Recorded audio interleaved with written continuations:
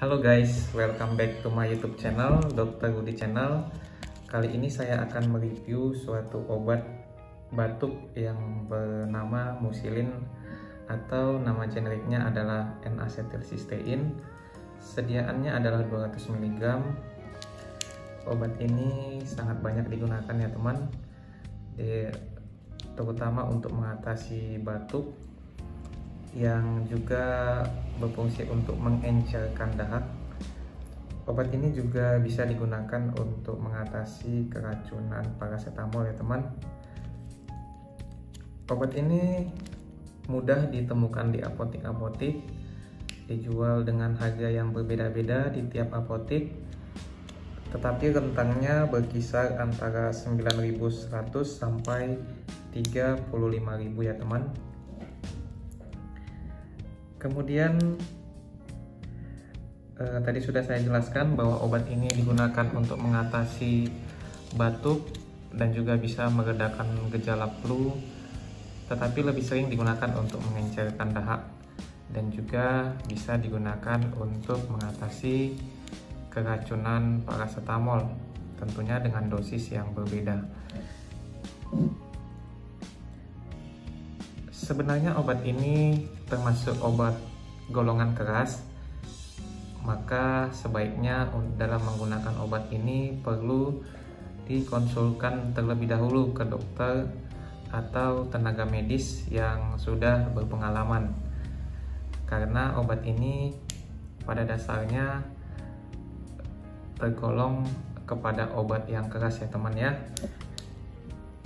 Sebaiknya obat ini dikonsumsi setelah makan dengan dosis untuk orang dewasa yaitu 3 kali sehari.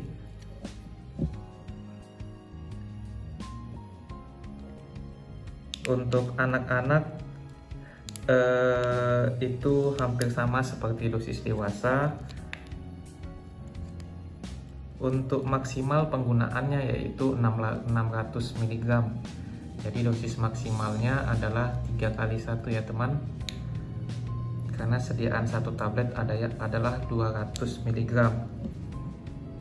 Sebaiknya digunakan setelah makan.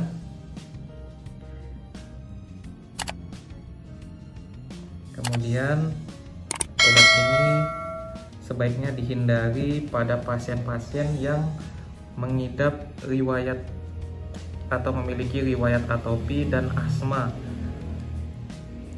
Dan jika ragu bahwa pasien memiliki penyakit asma, maka obat ini tidak untuk direkomendasikan ya teman.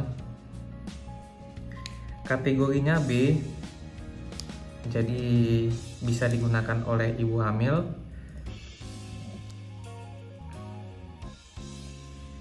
Segmentasi adalah merah, jadi obat ini tergolong obat keras sehingga perlu dikonsultasikan ke dokter atau tenaga medis yang berpengalaman tentang indikasi dan kontraindikasi pemakaian obat ini.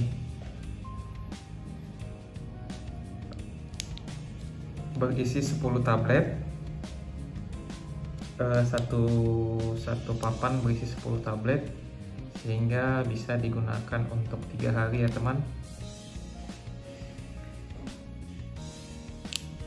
Efek samping obat ini bisa bermacam-macam, mulai dari reaksi hipersensitivitas, bisa juga terjadi ruam, hipotensi, mengi, dyspnea.